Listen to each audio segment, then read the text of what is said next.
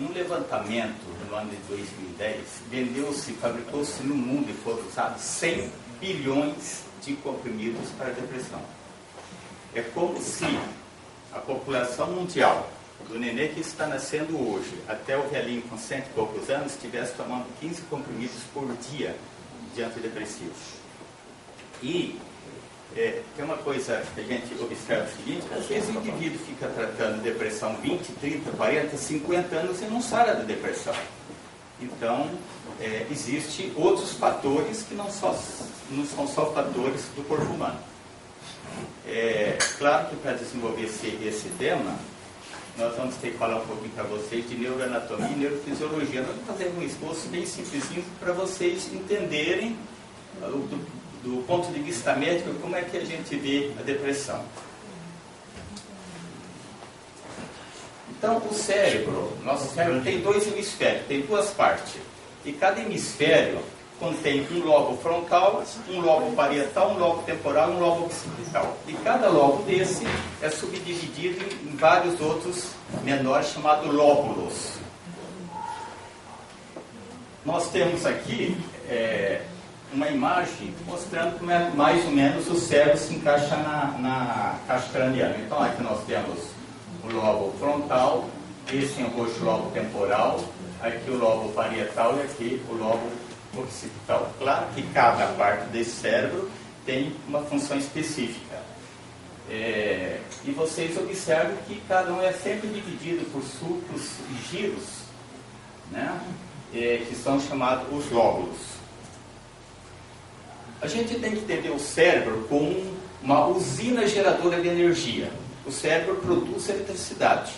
Tanto isso é verdade que todos os exames que a gente faz para estudar o sistema nervoso, por exemplo, o eletroencefalograma, a gente faz a captação da energia elétrica que o cérebro produz. Numa ressonância magnética, nós vamos captar o quê? O campo magnético que o cérebro produz, porque isso é da física. Toda corrente elétrica gira um campo elétrico que gira um campo magnético. Tá? Então, baseado nisso aí que são feitos todos os exames neurológicos. Mais uma vez. Bom, só para dar uma pequena noção, quais as funções principais do lobo frontal?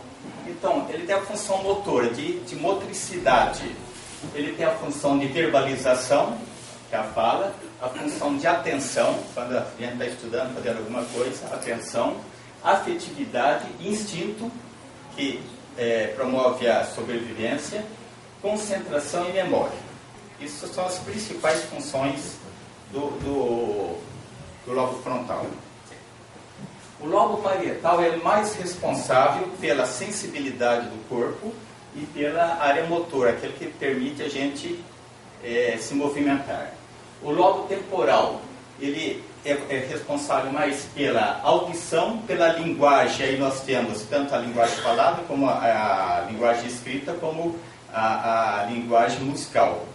Tudo isso está relacionado com o lobo temporal. A plaquesia, que é a repetição de movimentos já aprendidos. A gnosia. A gnosia se refere ao seguinte: a possibilidade de eu reconhecer um objeto, mesmo com o olho fechado.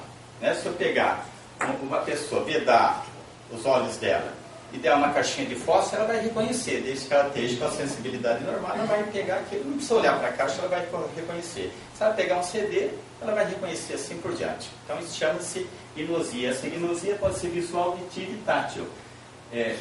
Você ouvindo um som, você vai reconhecer se é uma música, e assim por diante. E eu tinha falado da música. A música está principalmente relacionada ao lobo temporal direito, tá? E se refere ao fato de escrever, de compor e de cantar a música. Tudo isso está numa área do lobo, do lobo temporal direito. E o lobo occipital, que é só visual. Né? Então aqui é bom a gente ver as pessoas pensam que a gente enxerga com o olho. Nós não enxergamos com o olho. Nós enxergamos com o lobo occipital. O olho é apenas um órgão que capta frequências luminosas. Essas frequências luminosas são levadas até o lobo occipital, ele decifra, joga isso para o consciente, aí você vai determinar a imagem. Tá? Então, a gente não enxerga com o olho, enxerga com o cérebro. Tá? Tanto isso é verdade que o indivíduo que tem catarata, ele não recebe os raios de luz perfeitamente.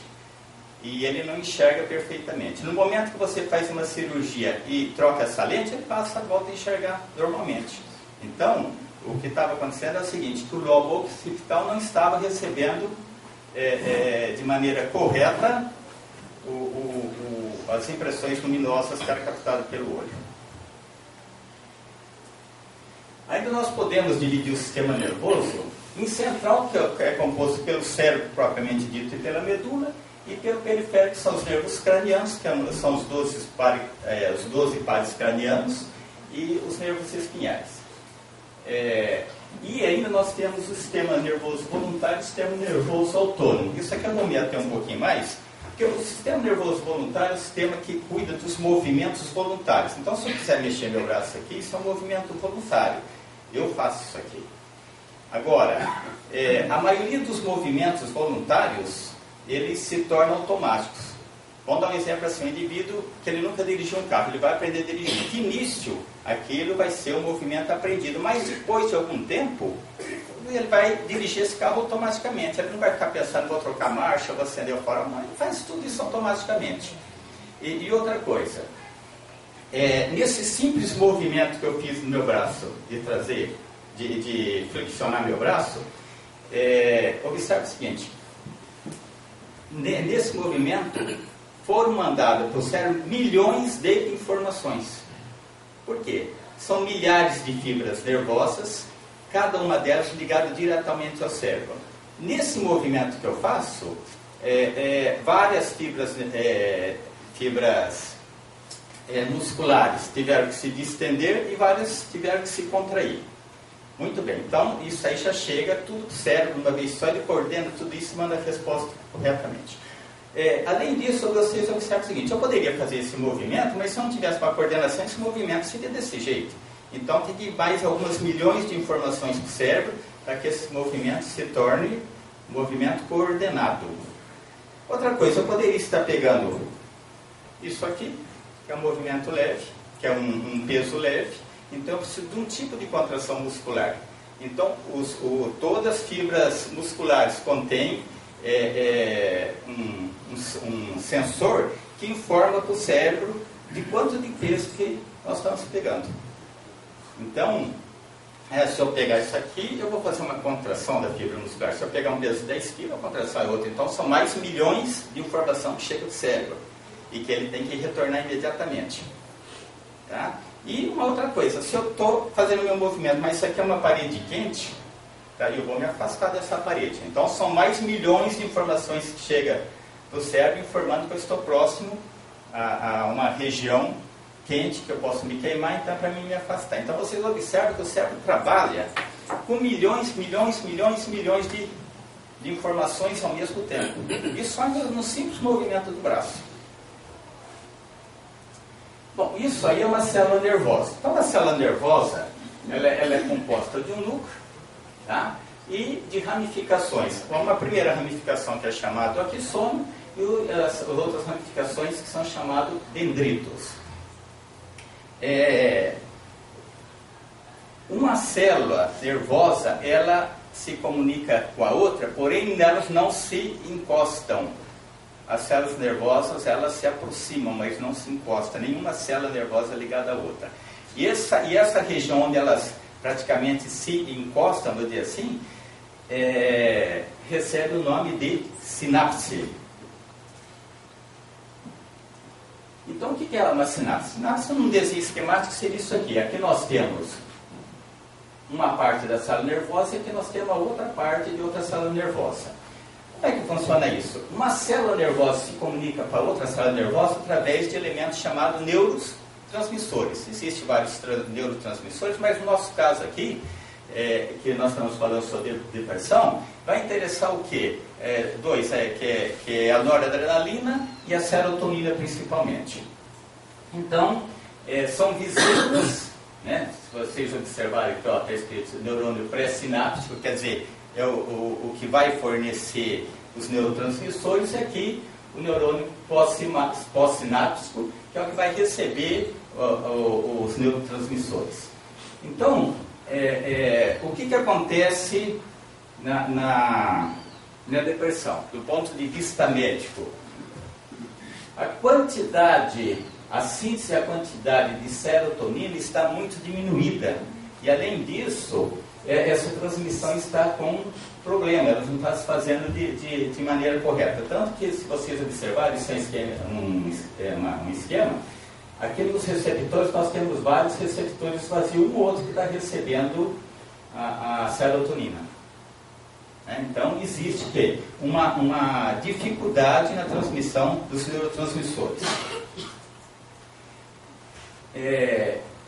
Quando o cérebro está funcionando normalmente ou sob ação de medicação, vocês observam que aumenta muito a quantidade de serotonina e que todos os receptores estão recebendo. Além disso, entra em funcionamento um mecanismo chamado recaptador de serotonina, que ajuda mais nesse processo, tornar esse processo mais rápido e mais viável.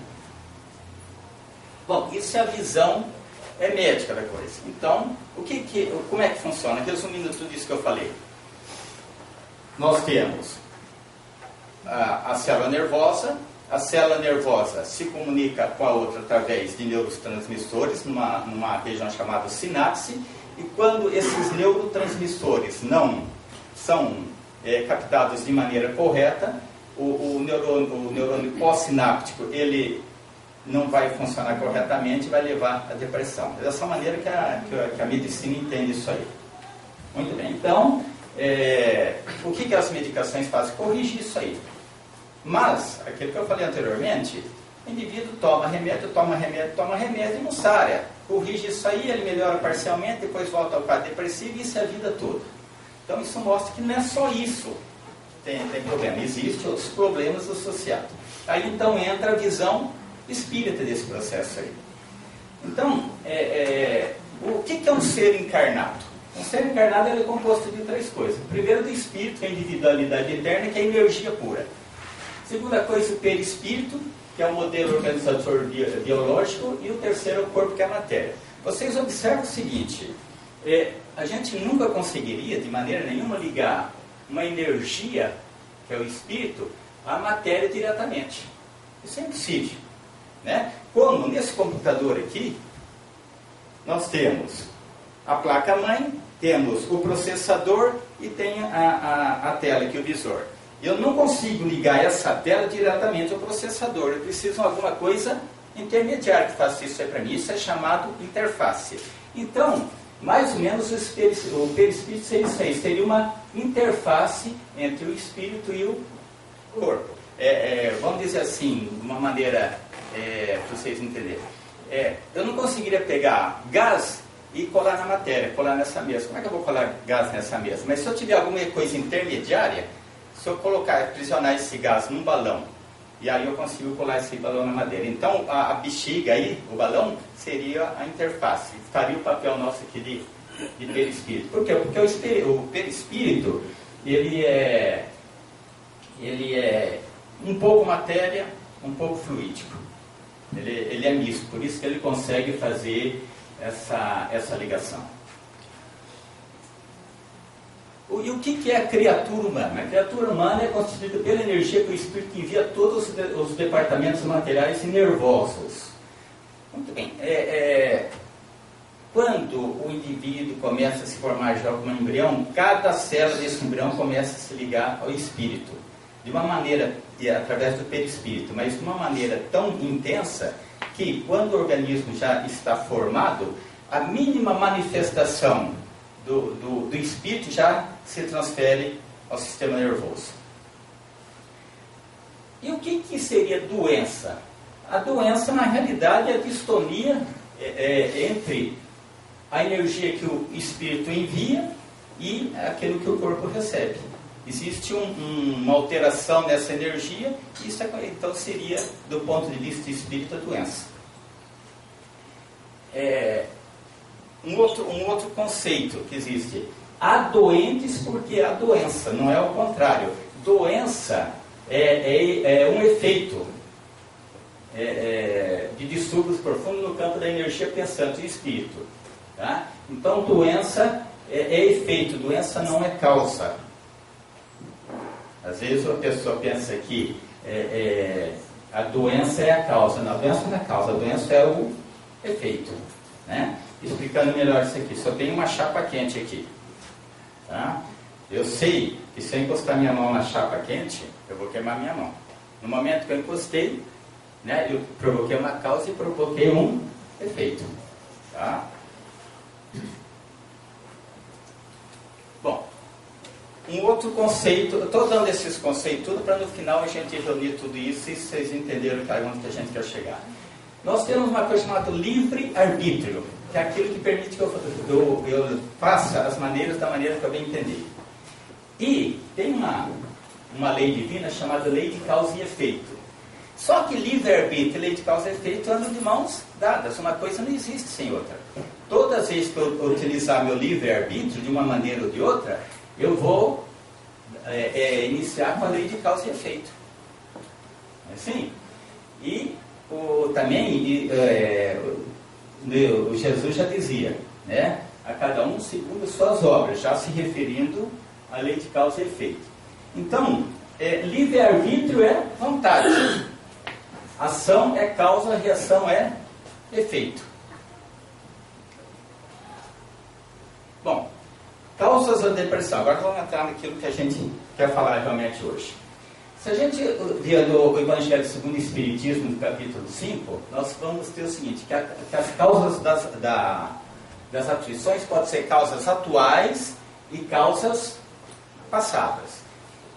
As causas atuais provêm de tudo que administramos mal na nossa vida, na nossa encarnação. Tudo aquilo que administra mal em relação à família, em relação ao negócio, em relação à sociedade, em relação à nossa própria consciência, de não estarmos cumprindo nosso objetivo traçado, né, é uma causa de aflição. No livro dos Espíritos, na questão de 400 a 412, tem o capítulo do sonho e do sono e dos sonhos. E ali eles dão uma informação importante, exemplo importante, que durante o sono o espírito se liberta do corpo, vai para o mundo espiritual e ali ele começa a tomar consciência do que está acontecendo. Ele vai rever os amigos, vai rever familiares, principalmente tomar consciência de como ele está levando a vida dele.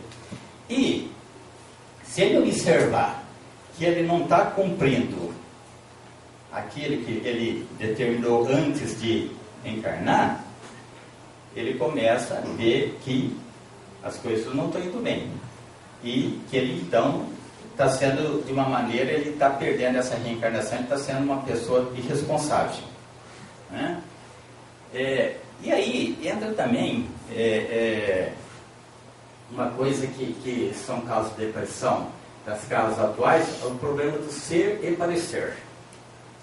Então, para explicar isso aí, às vezes a pessoa parece aquilo que ela não é. Ela assume uma posição daquilo que na realidade não é. Ela não é. Isso traz conflitos e leva a doenças também. Então, uma pessoa é composta de consciência, comportamento, personalidade, identificação e individualidade. Aqui, no que nós estamos falando, é interessado para a gente o quê? O nível de personalidade. O que é personalidade? É a representação dos conteúdos mentais, daquilo que a pessoa pensa, da aparência para ser conhecida. A personalidade é uma coisa transitória e assinala só etapas de reencarnação. Nessa minha encarnação tem uma personalidade, na anterior provavelmente eu tive outra e na futura eu vou ter outra personalidade. Cada encarnação, né, a pessoa tem um tipo de personalidade. Agora, vocês observam o seguinte, o item 1 e o item 2, representação dos conteúdos mentais. Eu penso uma coisa e eu ajo de outra maneira, não ajo da maneira que eu penso. Isso é que provoca um distúrbio. Vamos dar um exemplo assim, eu trabalho numa firma, eu sou uma ótima pessoa na área de recursos humanos. Então me dou muito bem. Mas nessa mesma firma apareceu uma oportunidade para ser vendedor. Só que eu não sou um bom vendedor. Mas como eu vou ganhar um pouquinho mais, eu deixo de fazer aquilo que eu gosto, que é de recursos humanos, e vou ser vendedor. Claro que eu vou ser um péssimo vendedor. Então, eu aparento, eu sou um ótimo pessoa para tratar com recursos humanos, mas sou um péssimo vendedor. No momento que eu passo a ser um péssimo vendedor, eu entro em conflito comigo mesmo e começo a provocar uma distonia, começo a provocar uma disfunção em todo o meu sistema nervoso autônomo.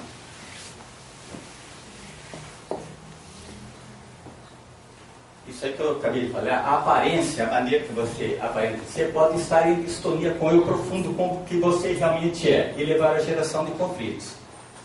Né? E quanto maior a distância entre o ego, quer dizer, o que eu sou, e o que eu aparento ser, maior é o conflito e gerando distúrbios graves na área psíquica do ser. Isso aí que explica Joana de Ângeles no livro O Ser Consciente. Né? Então tem esse capítulo, ela explica muito bem, mas resumindo seria isso aqui.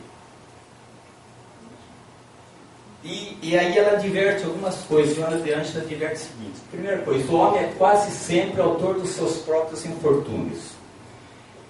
Uma outra coisa que ela diz para a gente: interrogue sua consciência e procure o culpado em vez de culpar a sorte, a providência, a falta de oportunidade, sua má estrela. Porque é um indivíduo que acha que tudo para ele está errado, ele não está bem, que nada para ele dá certo, quer dizer, ele nunca procura realmente fazer uma análise de por que isso aí está acontecendo.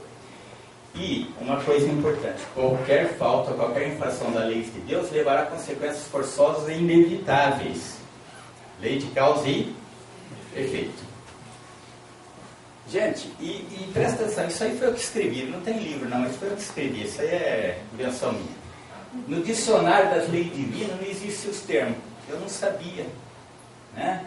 Foi sem querer, quer dizer, eu faço uma coisa, mas não sabia, foi sem querer, foi um ato impensado, eu não achei que teria essas consequências, eu estou arrependido, me desculpe, não farei mais isto, foi mais forte do que eu, errar, etc. Então são as várias desculpas que o indivíduo tenta colocar no sentido de justificar uma falta.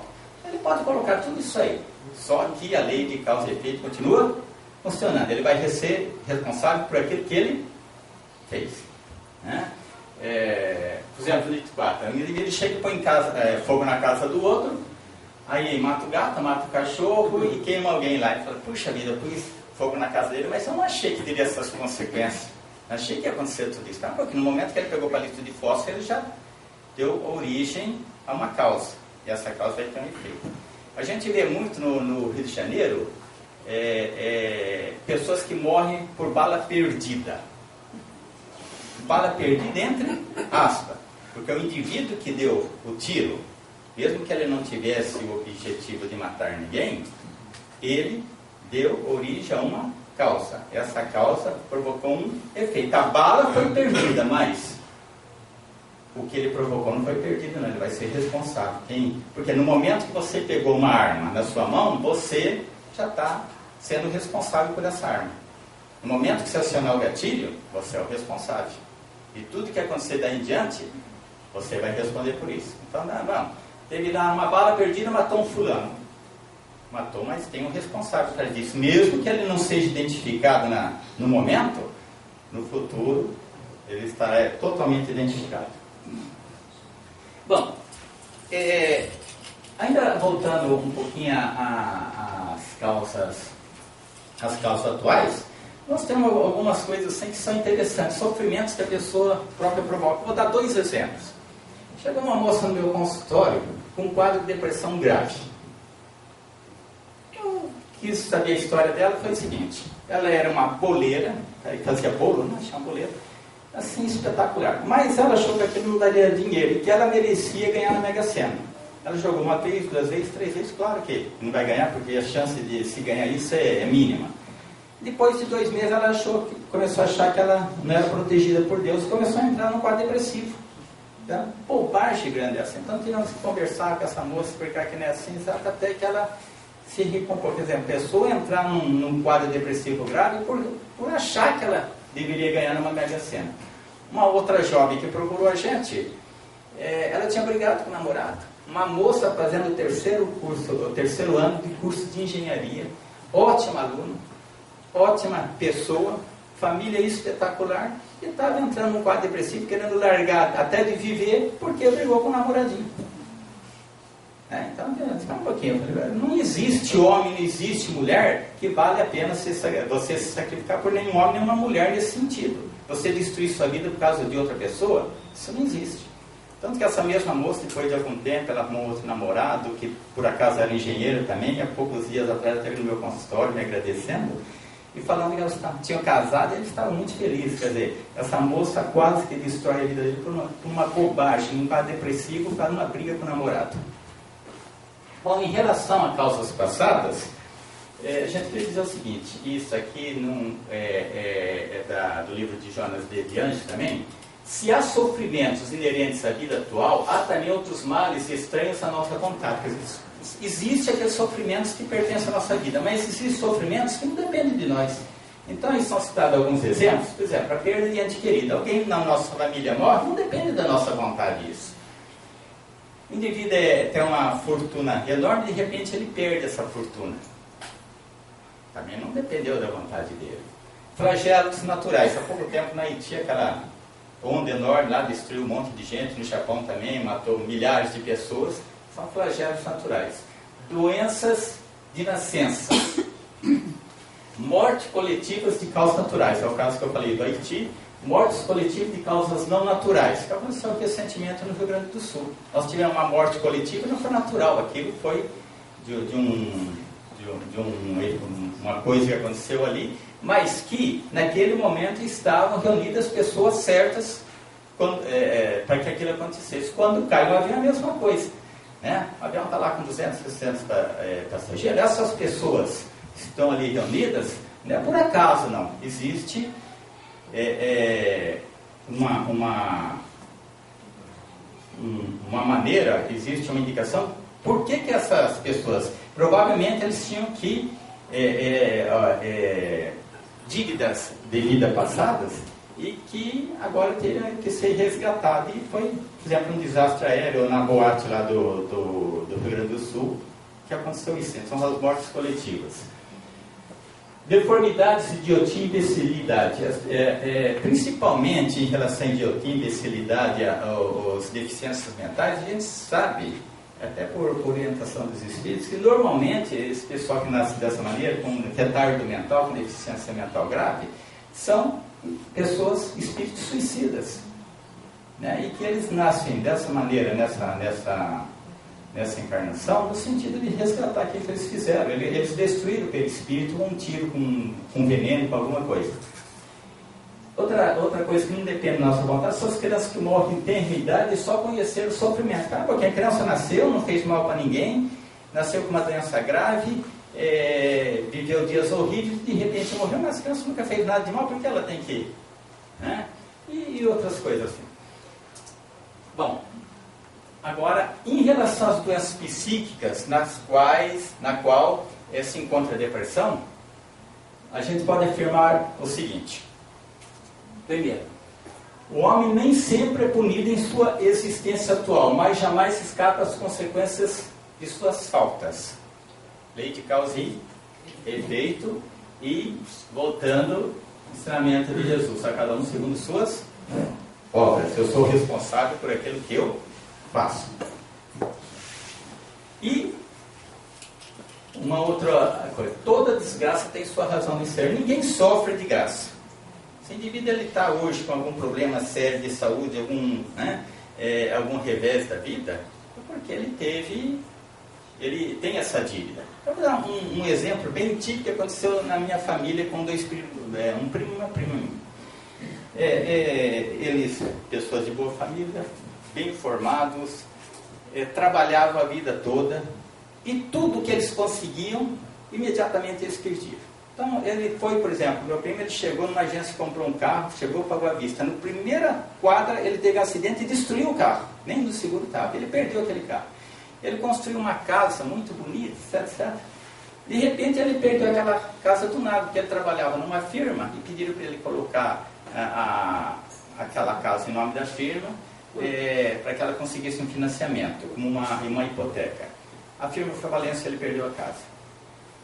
O filho dele estava se formando em engenharia, estava já fazendo doutorado em engenharia, de repente apareceu uma doença gravíssima, que foi um melanoma maligno, ficou 3 anos numa vida insuportável, e depois veio falecer. O meu primo, ele veio falecer de vários tumores cerebrais e minha prima veio falecer de câncer no pâncreas.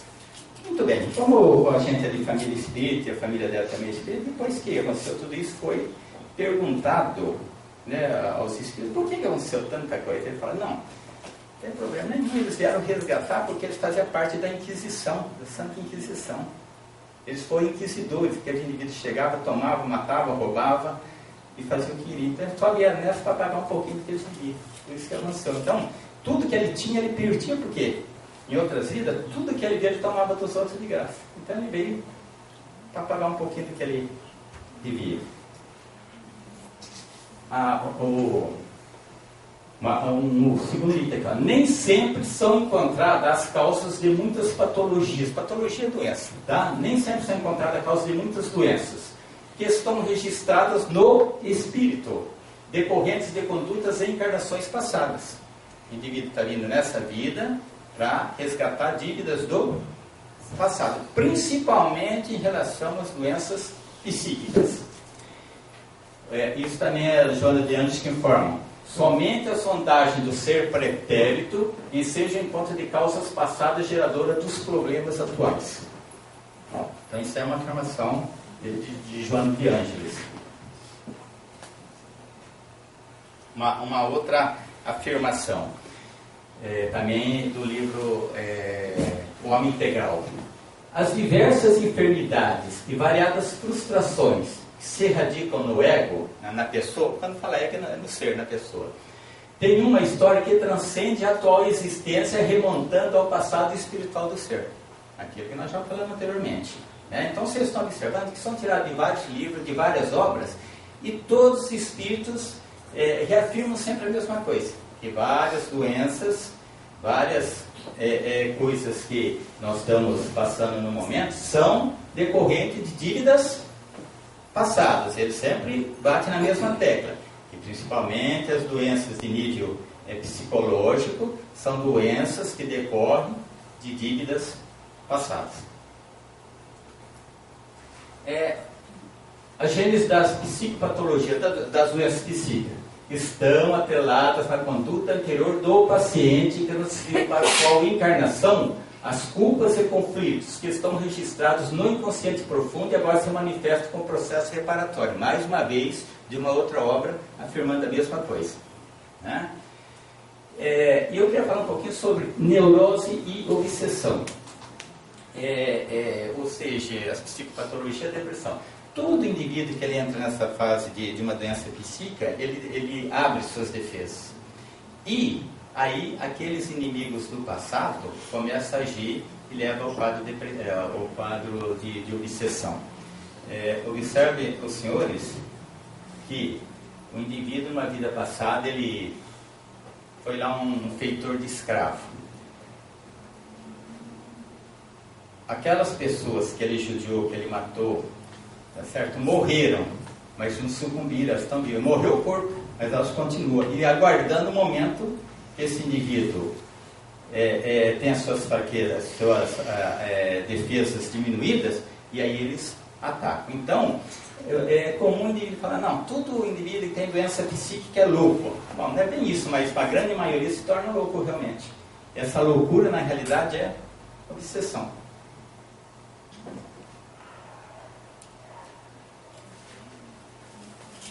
Olha, isso aqui acho que resume tudo que eu falei até agora. As moléstias, particularmente da área psíquica, instalam-se por serem doentes da alma os seus portadores. O indivíduo não tem doença no corpo, a doença está na alma, no espírito.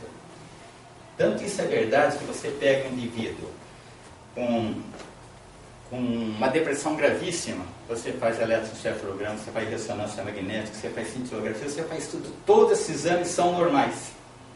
Você não consegue detectar nada. Você pega um indivíduo com uma deficiência mental grave, né, um retardo mental grave, você faz todos os exames estão normais. O cérebro está perfeito. O que não está perfeito é a energia que está chegando nele. Tá? Por quê? Porque é o espírito que comanda o cérebro. O cérebro tem tudo isso aí que aquilo que a gente falou antes, mas ele não é nada se ele não estiver ligado ao espírito. No momento que ele se desliga do espírito, é uma massa morta, uma antessala morta que não serve para nada. Né?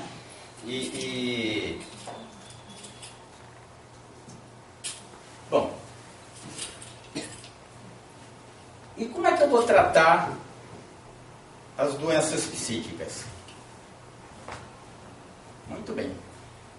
Se eu conheço o sintoma, se eu conheço o porquê, se eu fiz o diagnóstico, como é que eu vou tratar isso aí? Que é o que o médico faz, né? O médico ele procura saber qual a doença, qual os sintomas, qual a etiologia e como é que ele vai tratar. Né? Então isso nós queremos fazer aqui. Né?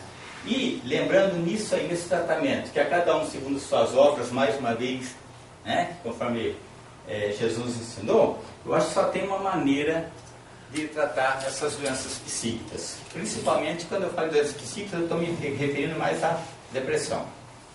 Primeiro, tratamento medicamentoso. Os espíritos ensinam isso para a gente, que a gente não deve, mesmo sendo uma doença da alma, nós não devemos deixar o paciente sem um tratamento medicamentoso, que o tratamento medicamentoso faz parte da cura.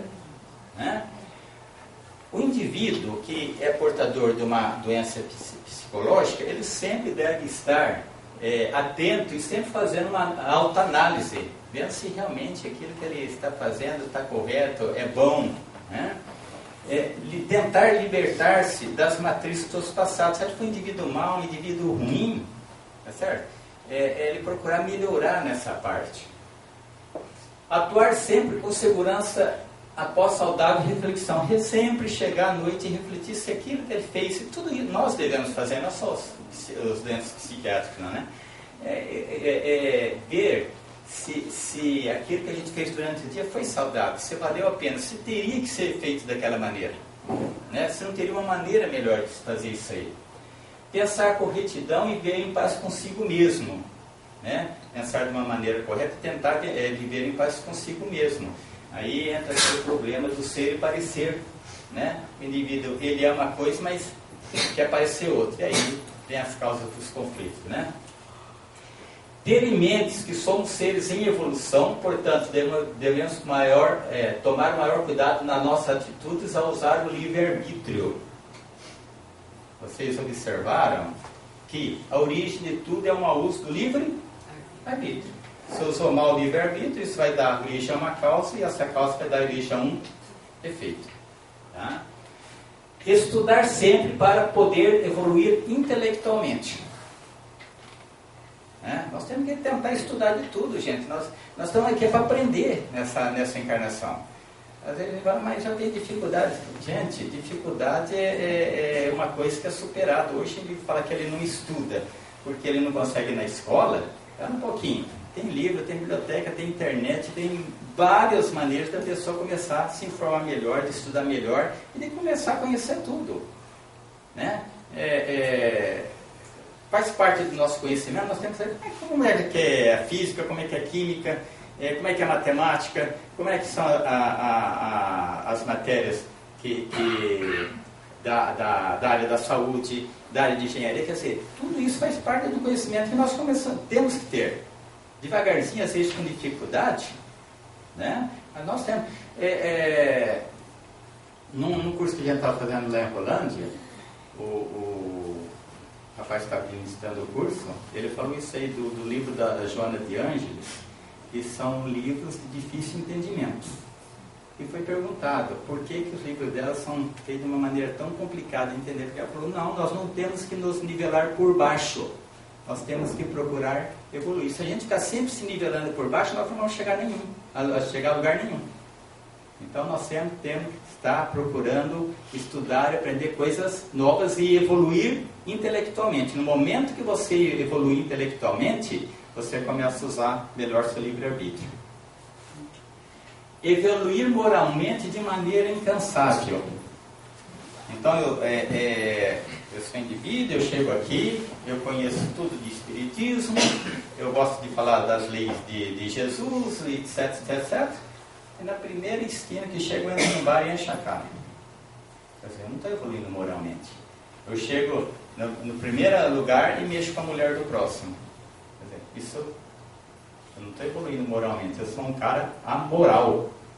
Tá? Então, eu só vou evoluir moralmente no momento que, eu conhecendo as leis de Deus, eu começo a praticá-las. Se não for assim, realmente eu não estou evoluindo moralmente. Isso no item 9, que eu acho que é importantíssimo, a prece diária solicitando aos nossos protetores que nos ajude a usar o nosso livre-arbítrio de maneira correta e segura. Nós temos nosso anjinho da guarda, né? Temos nossos amigos espirituais. A gente deve estar sempre em contato através da prece e solicitando. Eles se propuseram isso, a nos ajudar. Então nós temos que ter essa ajuda, né? E eles ajudam mesmo, né?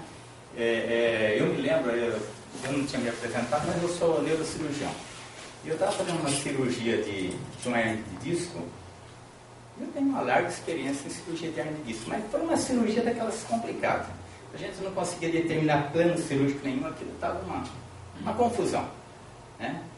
Aí eu parei, me concentrei, fiz uma prece pedindo ao Dr. Bezerra que mandasse alguém para me ajudar, que a coisa estava terrível. Gente, 1 minuto depois que o negócio começou a se abrir tudo. Aquilo que parecia tão difícil começou a aparecer, os campos começaram a aparecer. Quer dizer, então, se você pedir com fé, com coração, você vai ser atendido. Né? E se você também trabalhar, né, para que isso aconteça, procurando evoluir intelectualmente e moralmente. Né? Outro exemplo que eu vou dar para vocês é de como a gente é atendido pelo plano espiritual. Uma vez eu fui, pediram para mim fazer uma palestra sobre mediunidade. E eu nunca faço, fazer uma palestra, né, está sabendo disso aí, não adianta você falar, semana que vem você vai falar sobre um assunto. Eu digo, não tem. Se eu não me preparar, eu não vou falar. E aí eu fiquei uns 3 meses me preparando para falar sobre mediunidade. E aquilo eu fiz tudo aquilo, tudo aquele trabalho todo, e tudo bem, para mim estava ótimo. Aí eu estou trabalhando lá no meu consultório, alguém me soprou no ouvido. Vai em tal lugar que você fez tudo errado. Não é nada daquilo. Trabalhando, nem está mais pensando na palestra que eu ia dar. Vai, que ali está errado, não é nada daquilo. Eu saí do meu consultório e vi que realmente estava tudo errado. Aquele capítulo que eu tinha desenvolvido estava confuso, não era aquilo realmente. Então, isso aqui é uma proteção espiritual que você tem. Todos nós temos. Né? E a gente tem que aprender a ouvir. Né? Quantas vezes a gente é avisado das coisas que acontecerão na nossa vida e a gente não presta atenção. A gente não dá atenção a isso, acha que é bobagem, depois as coisas acontecem e a gente fica falando, por que eu não fiz daquela maneira? Uma vez eu estava na minha casa e eu tinha um carro e a rua que o meu pai morava era uma subida, e meu carro estava em frente de casa. E não sei por que me deu uma vontade de pegar e sair com o carro dali. Eu peguei o carro, nem tinha que fazer nada, fui dar uma volta no quarteirão e no momento que eu saí com o carro, eu fiquei ali numa jamanta atrás de mim. Eu virei. Quando eu voltei, na mesma posição, a jamanta tinha virado onde estava o meu carro. Quer dizer, aquilo foi um aviso. Vai falar, tira o seu carrinho de lá, meu filho, porque senão a coisa vai ficar brava. Né? Então você observa como é que a gente é avisado. Vou dar um outro exemplozinho, mas eu estou falando essas coisas que aconteceram comigo. Uma época que eu fui aqui em Londrina, estava aqui em Londrina, uma época de Natal, e fazia as comprinhas aí, e eu deixei meu carro ali perto do Simas, e quando eu botei, tinham roubado meu carro. E aí eu fui na delegacia, tem que fazer todo esse dia, aquele negócio todo. Aí eu estava no apartamento do meu sogro, entendeu? Aí eu vi quando o indivíduo chegou com o carro, desceu aqui, deixou o carro perto da casa do meu sogro. Ele morava no apartamento. Eu desci, falei, nossa, vou lá ver, cheguei lá no meu carro mesmo. Aí eu cheguei e falei, gente, o carro está ali todo meu sogro, mas de onde você viu isso? Da janela aqui, eu falei, que janela? Essa aqui, tem um prédio na frente da janela. Eu nunca conseguiria ter visto aquilo. E eu vi perfeitamente quando ele desceu. Parou, fui lá onde eu tinha parado com o carro. Não, mas como? Você viu a Avenida de Higienópolis daqui descendo? Não tem jeito. Não, como eu vivo? Eu chamava ele de como, meu sogro, né? Não, mas vem aqui, olha aqui, ó. Não um paredão. Então, são os espíritos que ajudam a gente. Né? E assim, como acontece? Como acontece com nós todos, nós somos protegidos, nós temos proteção espiritual. E a gente tem que prestar atenção nessa proteção espiritual. Bom, assim agindo, nós conseguiremos tornar nosso fardo mais leve, parece, para as próximas encarnações, evitando as doenças neurosas do futuro. Então, se a gente viver de uma maneira certa, de uma maneira regrada, sendo honesto, sendo consciente, estudando, evoluindo moral e intelectualmente, né, nós vamos conseguir se livrar das doenças atuais e procurar evitar que nas próximas encarnações a gente venha com um fardo mais pesado. Mesmo porque, se não for assim, gente, nós estamos numa fase de limpeza do planeta.